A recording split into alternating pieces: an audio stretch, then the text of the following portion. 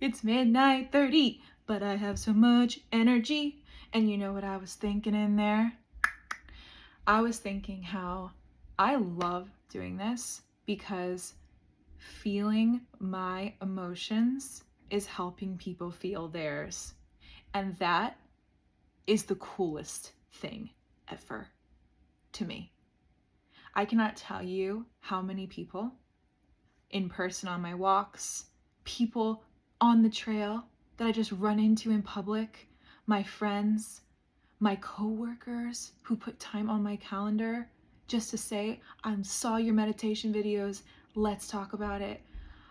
I cannot tell you the amount of people who I've never met before, who are just simply friends from the online, the interwebs, tell me the impact that me being vulnerable and openly sharing my thoughts, feelings, and experiences and moving through them. I mean, you've heard of build in public. I'm healing in public, baby. I'm processing in public. This is special. This feels really special. And I just want to say from the bottom of my heart, thank you, thank you, thank you. Like, I want you to feel the depth of this thank you with me. Let's breathe in real deeply. Hold it.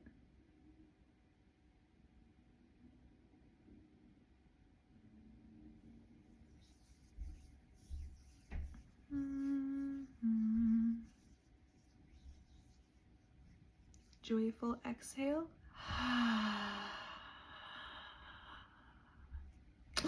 Let's do a little shake. Ooh. Gosh, I feel so good right now. I am on a high thinking about this. I was interviewed on The Bridge on July 3rd of 2022.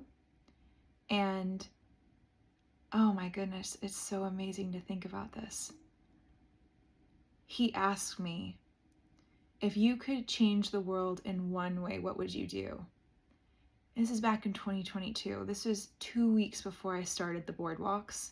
I said that I would create a global curriculum for emotions because I want to expand emotional awareness and intelligence across the globe. I want to live in a world where no one is misunderstood because everyone is speaking the same emotional language. And tonight I was at my two darling friends, Brian and Annie's apartment. Those four walls have seen all of the Elle show. Let me tell you something. The four walls of Brian and Annie's apartment. If those walls could talk, they would be more entertaining than me. Those walls, they saw this first. They saw the good, the bad, the ugly. They saw the dark place, the light place, the sunken place, as Brian calls it. They saw, there was one day, oh man, this is so funny now that I think about that. It's funny once you like really move past something and you can just see it objectively. That's the good stuff, baby. There's this one day where I was so debilitatingly down bad over, what even was it? Oh, I was down bad over this short relationship that I had because, okay, I'll let you in on a little something. Brian and Annie, who are two of my best friends, I met through this guy who I briefly dated for like 2 months. And that's kind of interesting because, have you ever like dated someone and then their friends were like, we're just gonna keep her? Because let me tell you, that's a unique situation. And to this day, they are still my best friends. And I'm just going to call it like I see it. I am quite iconic. Imagine how much sauce you've got to have. Imagine the amount of je ne sais quoi, the amount of entertainment value that you are providing for the best friends of a guy who you dated for 2 months to be like, oh, we're gonna keep her around. I'm the sauce boss, okay? You've heard of the cake boss? He needs to move over.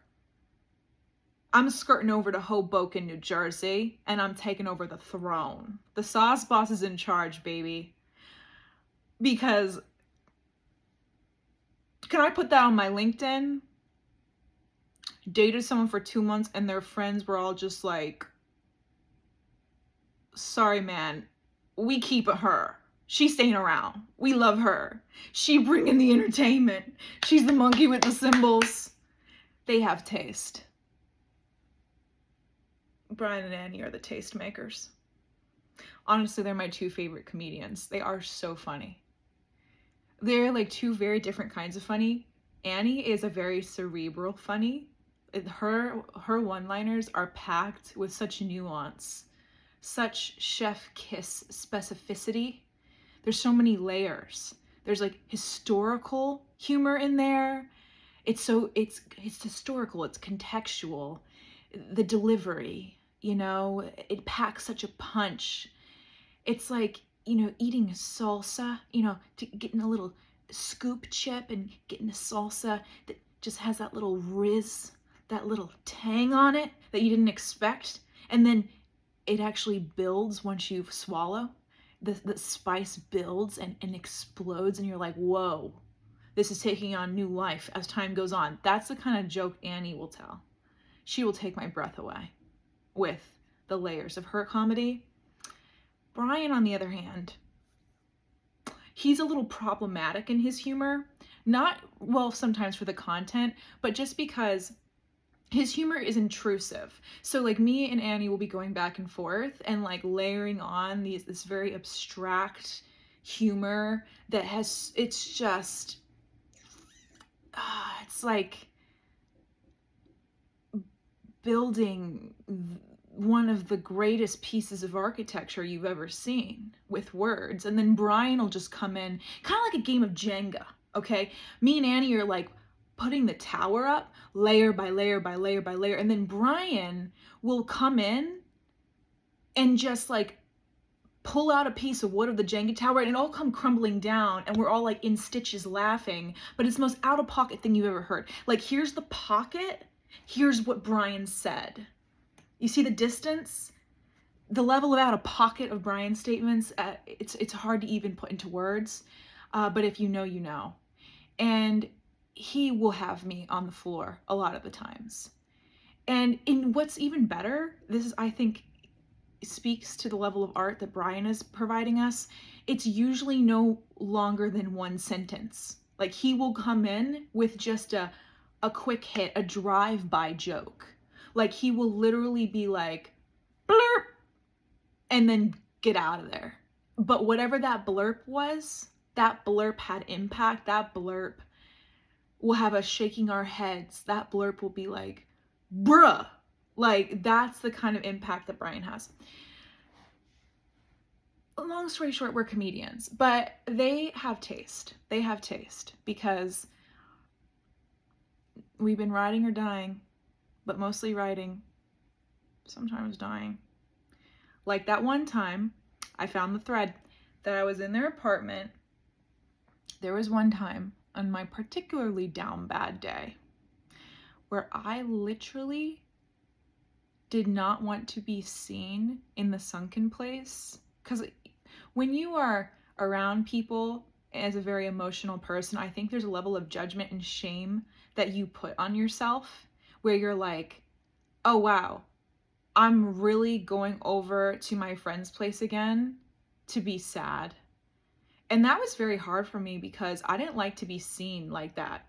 I know that probably seems shocking because I get on camera and cry and laugh and experience the full range of human emotions and just tell you exactly what's going on in my inner world and get in the mood and like weirdly horny in random moments. Like, I know I'm showing you the 50 Shades of Elle that you've witnessed in this series, but that is new. This is a new experience. Like, the 50 Shades were really being reserved for a select few, you know, like the brave, the Marines of my life were getting the 50 Shades, but now the whole internet's being treated to them.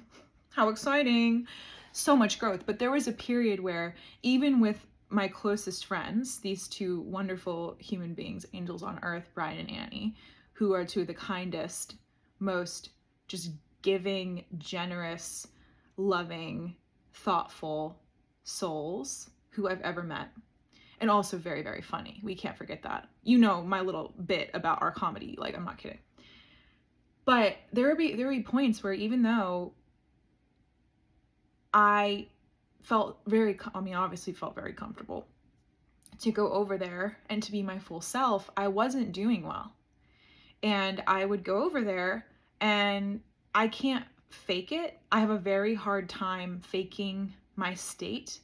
And so back then, the smallest thing, the smallest gust of wind could knock me over.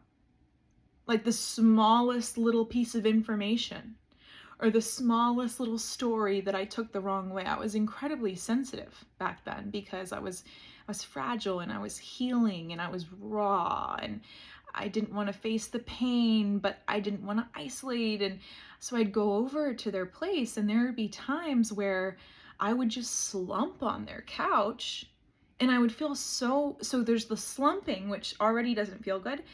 But then a shame would kick in because I'm like, oh my gosh, I literally came over to my friend's place to slump. And then I'd start judging myself because, oh, this again? And I just felt bad because what are they supposed to do with this little potato on the couch? I mean, I would seriously be there on their couch, just sitting there, silent, slumped. This is not, we can't engage with this potato. What are we supposed to do with her? And God bless them. I mean, we somehow figured that out. But there was one day in particular where I was so emotional and I didn't want to be seen crying. So I actually got up off the couch, went into the bathroom, went into the closet in the bathroom, sat in the closet and sobbed in their closet. Yeah. So that was definitely a day, And now I do it in front of all of you. That's growth, baby. Up and to the right, right? But here's what I just love about this. This is why I'm bringing this up. Because I was just over there at Brian and Annie's. I brought them some gifts. I got Annie some Taylor Swift soaps from this wonderful woman on Etsy. So they all had like different little themes, like Lavender Haze and Out of the Woods and Midnights. And got them some basil olive oil with a little spigot because I thought that was really fancy. I got Annie some like volumizing shampoo and detangler and some moisturizer that I love so much. And what else did I get? Was that it? I think that was it. Oh, some bath bombs. And then I got Brian some of these cotton shorts because he's a little bit of a PhD in bro science. And I'm serious. He actually graduated from Solbra University with highest honors, summa cum laude. And I did get his diploma framed for his birthday. And it is displayed proudly in his apartment. So stay awake. Keep that third eye open on the bro science PhD because Brian earned that. I've learned more about seed oils and semen retention from Brian than anybody. Thank you, Soul Broad disciples. Thank you, bro science.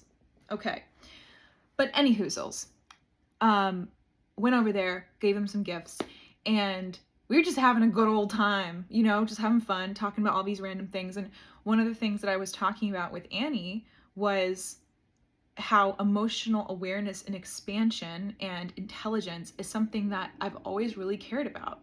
And she reminded me, it is actually something I've been thinking about all week, about how years ago in 2022, I had this really strong download come through that I was meant to work on emotional awareness and identification and intelligence. And what's really funny about that back then is that I was feeling very deeply, but I was so overwhelmed with judgment and shame for how deeply that I feel. And you've actually seen me process some of those old stories and patterns in this series, which is really special. There was that one day where I popped on here and, well, you've seen me go through it. You've seen me in the goods and the bads, the peaks and the valleys. But there was that one day where I popped on and realized that my emotions and how deeply I feel is truly a gift. And I think that I'm really living in this reality right now where these meditation diaries that I'm doing, the feedback that I'm getting from people in person who flag me down to talk about the impact that these videos are having on them, especially men who are telling me, I really struggle to go there with my emotions. And I thought that I was in a pretty good place, but I'll watch your videos and I will feel so viscerally uncomfortable. And it'll make me go within myself and say, like, what am I avoiding? Why is this making me uncomfortable? What emotion am I not accessing? And I've heard that from countless men. That's not to mention the people who have commented or DM'd me, or just the most amazing connection points I could never expect. Like on day 7, when I shared about my struggles in that relationship that I was in, and how I stayed longer than I should have, and how I would rather break my own heart than someone else's. I had written a piece about that realization and put it on Twitter, which is where I do most of my writing.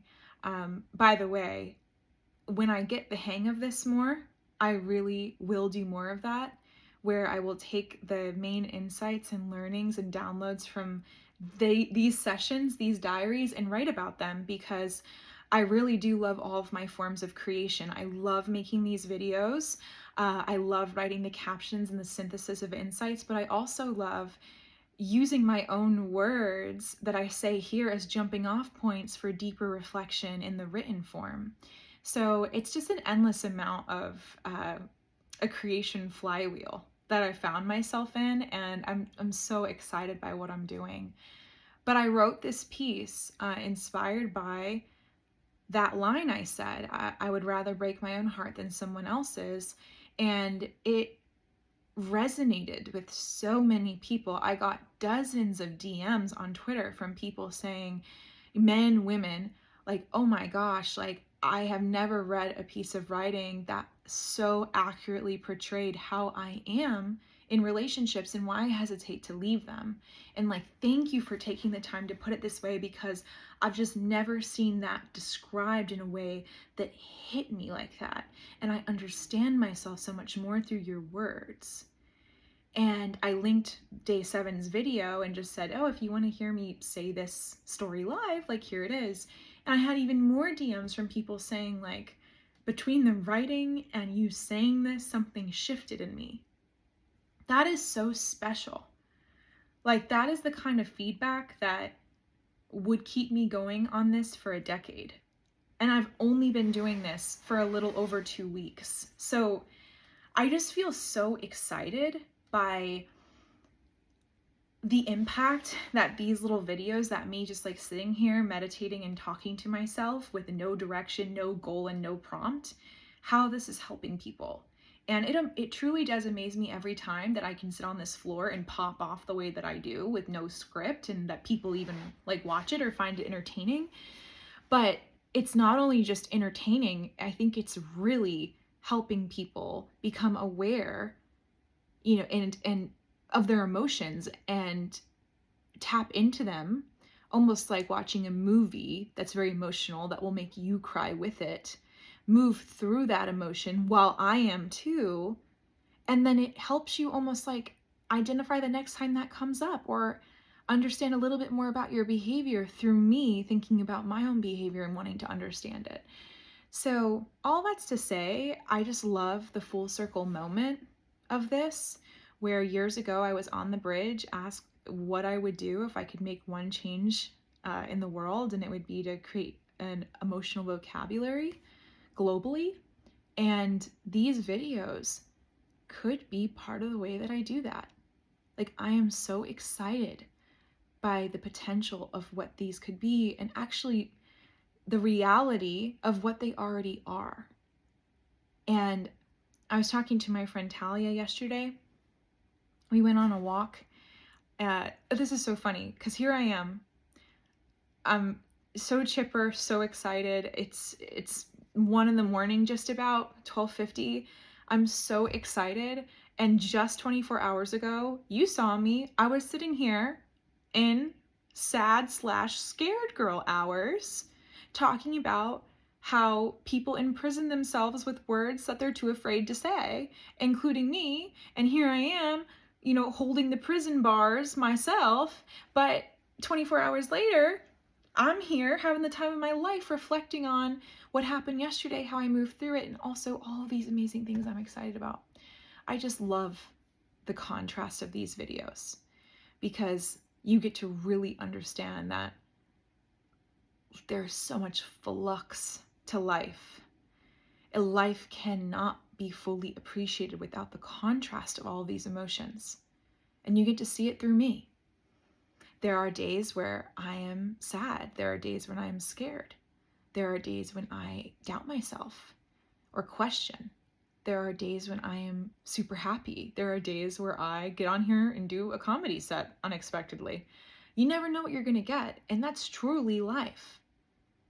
I mean, you see this one baseline emotion everywhere on social media. You see this either a baseline emotion of happiness, or you just see this baseline performance, right? Where people are hopping on camera and saying like, here are 3 things you need to know about this. And it's like, okay, we've seen a lot of this same kind of content. And what about just somebody popping up on here and telling us what the heck's going on in their day? And if you can't tell by now, like, I have no ability to fake my state after meditating. Even if I wanted to put on a show for you, I wouldn't be able to. I mean, just look at all of the last 2 weeks of meditation diaries and see the range. There is just no way. I challenge anyone on earth to meditate for 30 minutes, just sitting against a wall and going into this puppy and coming out and trying to put on a show. It's not possible. It brings out the authentic self and it magnifies it, and it throws in a little bit of divine spirit guidance in there, because in those first couple, I was channeling from a higher power, baby. I mean, I feel like right now as I'm speaking to you, because I'm not conscious of what I'm saying, I'm just letting it rip.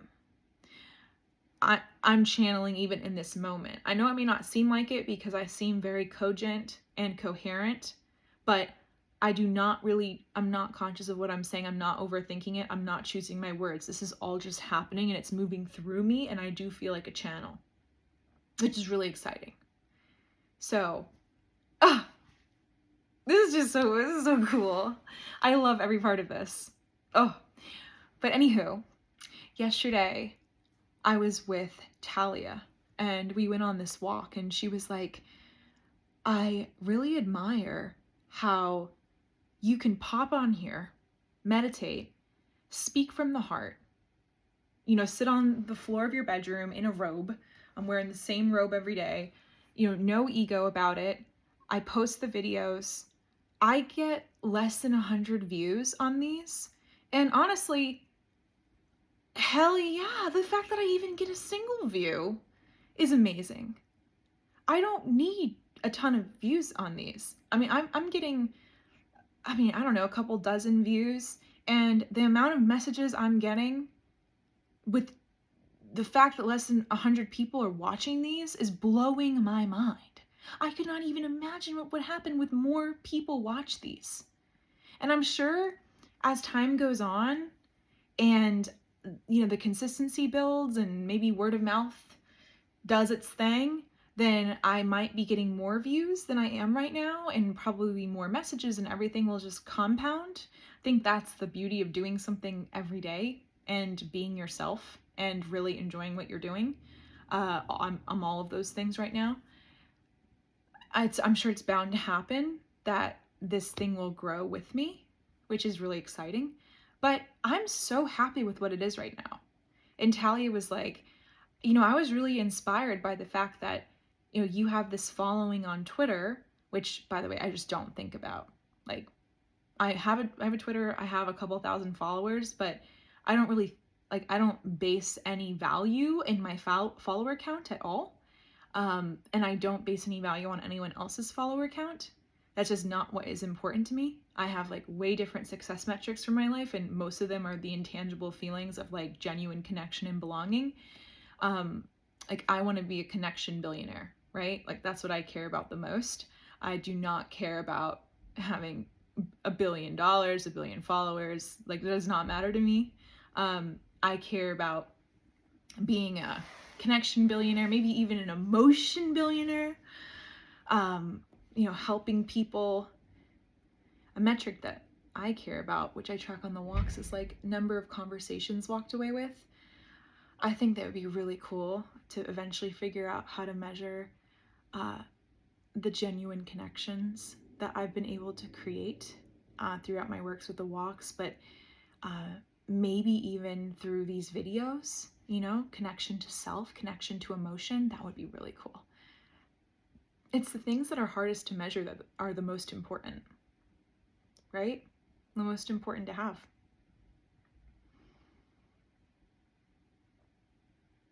I want to figure out how to measure that in my lifetime. I think that's really special work, and it's really what I care about most. I'd love to figure out how to measure that. Feelings of connection and belonging. The intangible feelings. Because that's why I'm doing this. If someone watches my video and DMs me and says, this gave me a new perspective I've never had before, and like, I've been to therapy and I have not heard anyone explain it like this, and it really clicked for me. I got that message just a couple days ago. Like,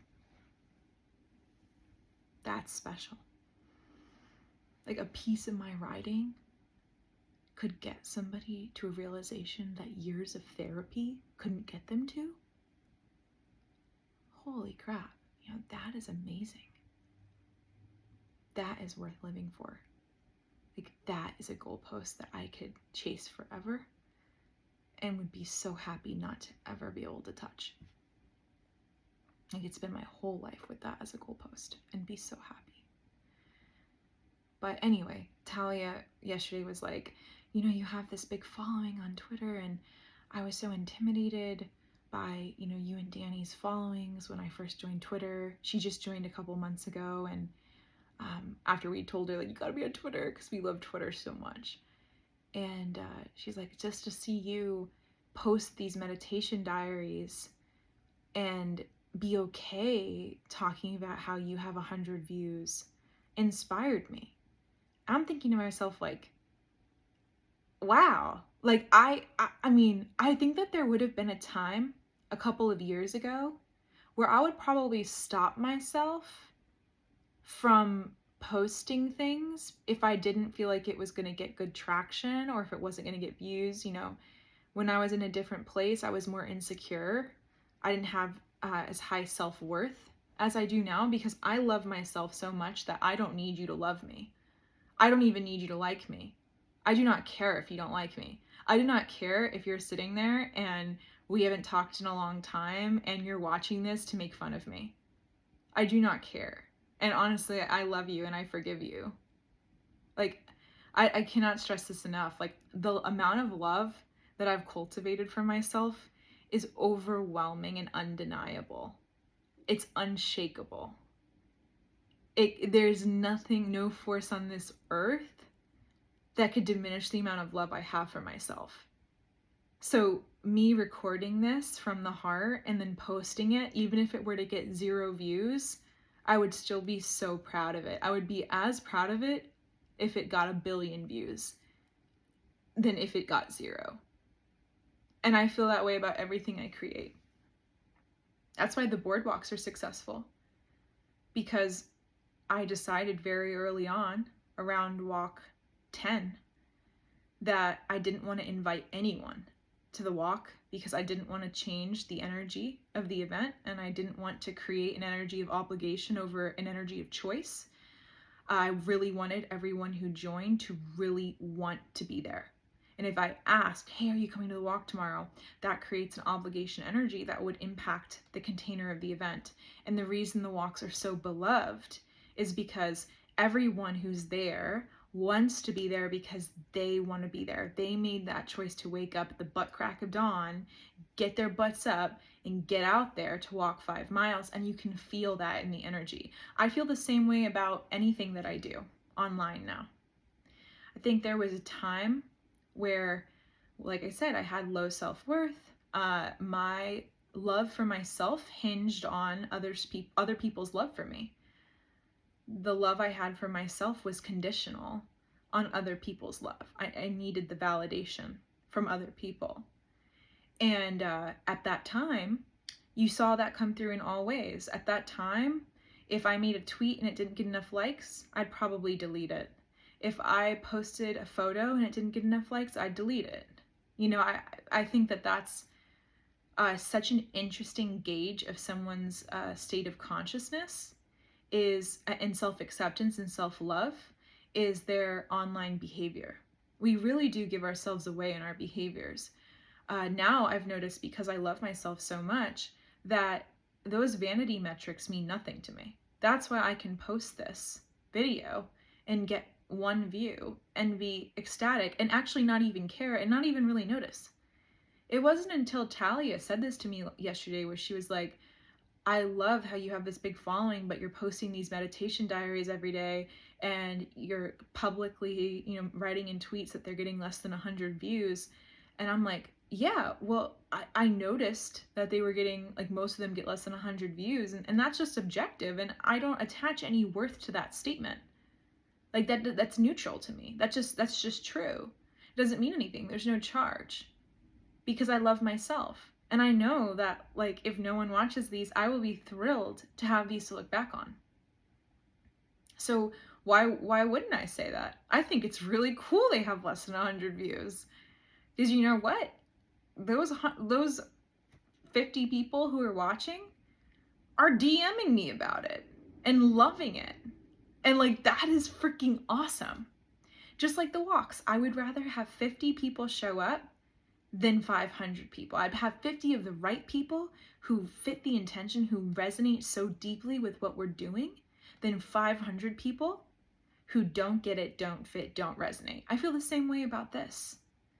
This is not for everyone, but for the right person, for the person who sees this and feels called to it, feels called to watch the whole thing, this is for them, just like the walks. You have that feeling, you follow that feeling, like, this is for you. It's just a very, very liberating way to think about it. But I do think, this is a developing theory, I think that people really give themselves away in their online behaviors, specifically on Twitter. I'll give an example. I notice this pretty often, just because I'm observant, and I find it really interesting to study people's behaviors and emotions, and as you can tell, because I love emotional awareness and identification in myself, I also look for it in others and see if there's themes and patterns.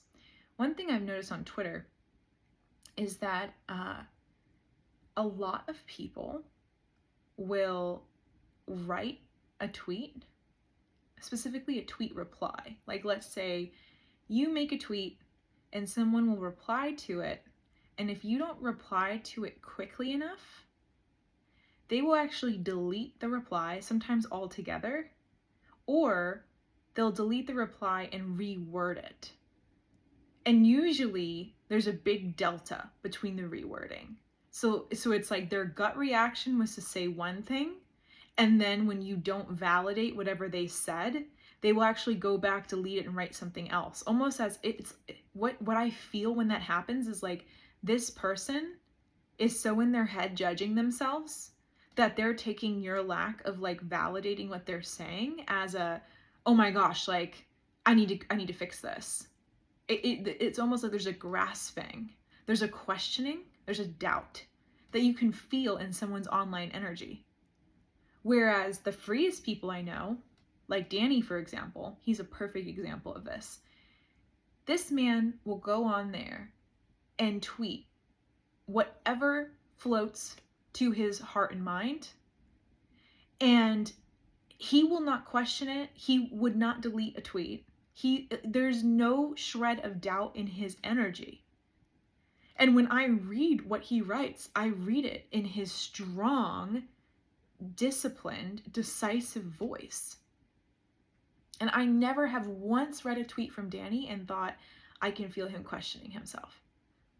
It's just amazing how that happens. And he's not a tweet deleter. I've never seen him go back, second guess himself, question himself, reword things. I really do think that the developing theory here is that your online behavior can hold a mirror up to the extent to which you trust yourself, the extent to which you accept and love yourself. It can be a reflection of your relationship with yourself. When I was more insecure, I was a reply changer, a tweet deleter. If it didn't get enough likes or traction, then I would take it away because I didn't want my profile to have, a loser on it. I didn't want it to be like, oh, they all have 20 likes and then here's this one that has 2 likes, It's like, that doesn't matter. Like, you said what you wanted to say. Why does, people liking it or not liking it change that you said what you wanted to say? It shouldn't, right? It's so interesting.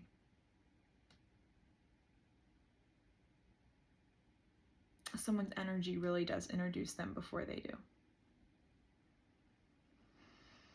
Man, I have seen that so clearly in myself.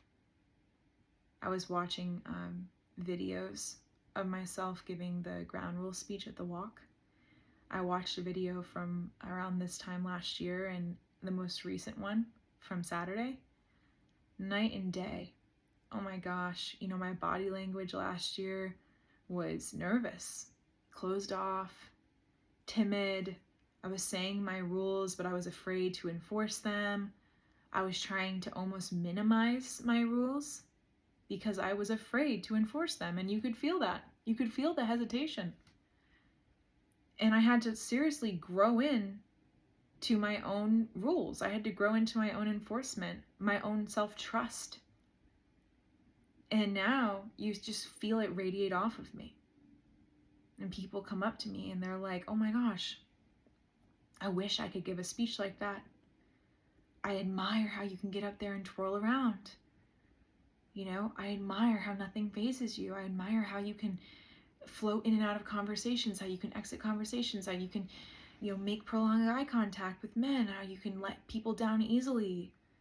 How it seems like interactions are so light and easy for you.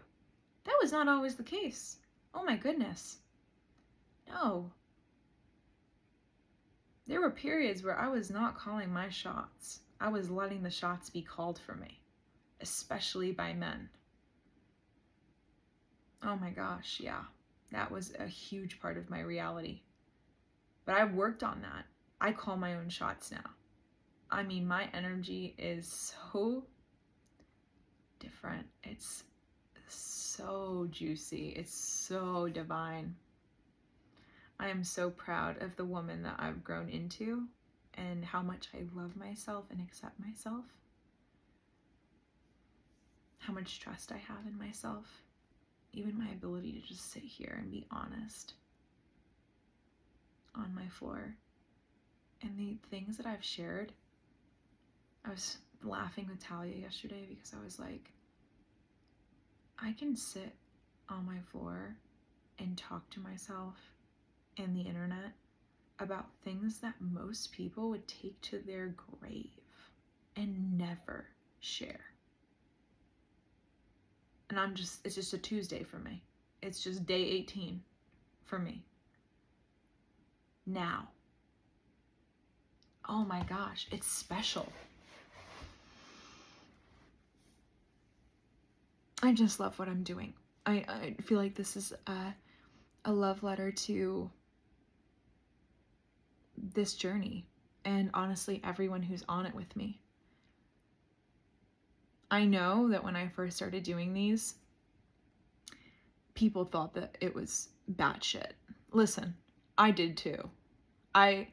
when I first started doing these, because I'm a pretty good speaker, I would say, I can string sentences together in a way that's clear and somewhat entertaining, and I have a flow to how I speak. So my intention for these was, oh, okay, I'm going to meditate for 30 minutes and then I'm going to pop on camera and take the thought that floated to my mind and I'm just going to let it rip and I'm going to be like Socrates and it's going to be super chill.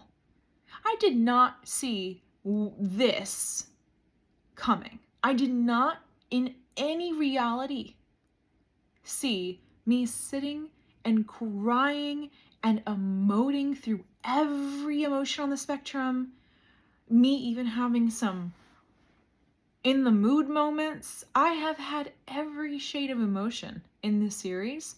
I was not expecting that at all. I did not see that coming. I cannot stress that enough. I have shocked myself in this series, and I'm so proud of that.